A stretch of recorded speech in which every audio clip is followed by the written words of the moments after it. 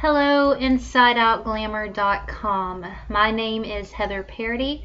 I am a business and lifestyle blogger at heatherparady.com, where I talk a lot about purpose and passion and pursuing your dreams.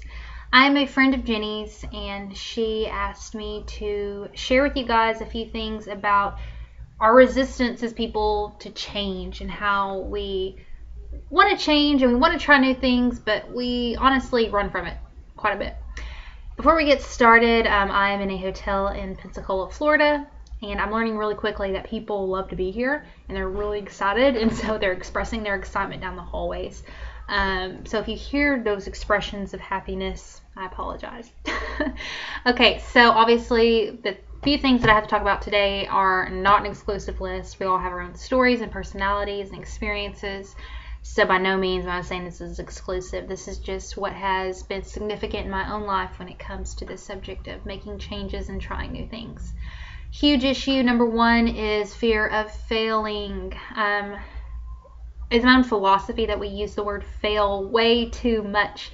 If something doesn't work out, we resort often to, I failed. This project failed. When in all reality, it didn't work. Something we did didn't work. And that doesn't mean that the essence and the core of what we were setting out to do was necessarily a failure.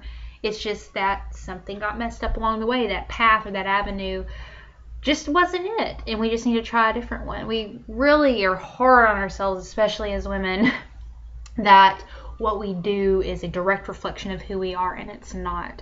And I know that's so much easier said than done, but we have to anticipate that things aren't going to work out. But that does not mean that it is a failure. Number two, a huge reason we resist change is we're so worried about what other people think. The term people-pleasing is huge with women because we're so hypersensitive to opinions of other people. And that's a good thing because that means we genuinely care about others, but it's also really bad because there's always those people, no matter what you do. You could be Mother Teresa and you're going to have a hater. You know what I'm saying? It's so true. If you have struggles with this, I really recommend Brene Brown. She's awesome when it comes to this. She talks about a little life-saving list where you write down the names of the people who will be there until the end with you. And that's what really matters. It's this interesting term in social psychology, I believe, and I believe it's called the spotlight effect, where in studies they've shown that we believe that people are paying more attention to us than they really are. When in all reality, people are worried about themselves, and so they may notice you for a little while, but they're going to move on because they're so worried about what's going on with them. Prime example of this, and we will move on after this.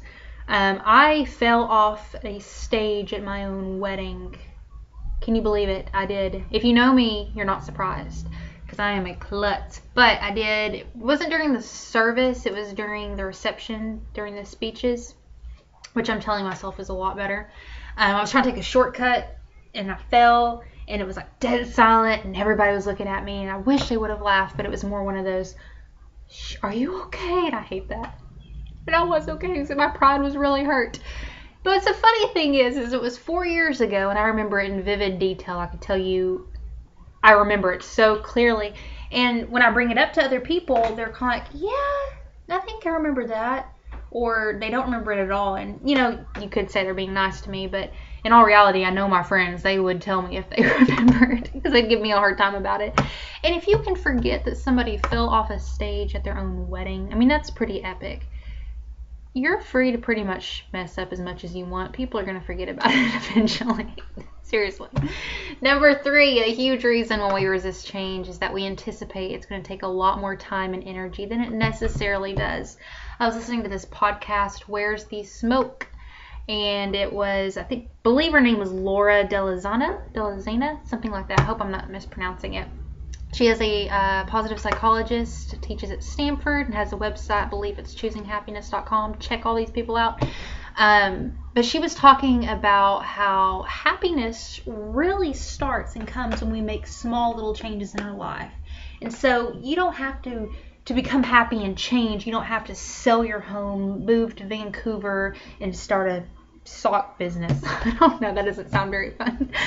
But it's really the small changes that you make in your life that give you that little boost of dopamine, that give you energy and kind of a new perspective and shake you out of your rut. So even if it's just trying a new coffee shop, driving a new way to work, trying on new lipstick, be a little more adventurous with your life, even in small ways, to be able to build up your own energy and your own happiness, to be able to make those bigger changes that you may deep down want to make, like starting a business or going back to school or pursuing some gift or talent that you secretly have.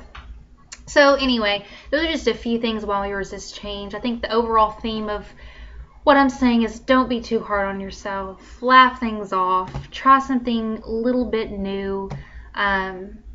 We really are here to enjoy and experience the essence of life and the beauty of life. It's such a gift, and we're not guaranteed tomorrow. So loosen up a little bit, have fun, enjoy yourself. I'm sure Jenny would love some comments on this. If you have thoughts concerning change and how you've overcome your resistance of it, or if you have a funny story, please comment below.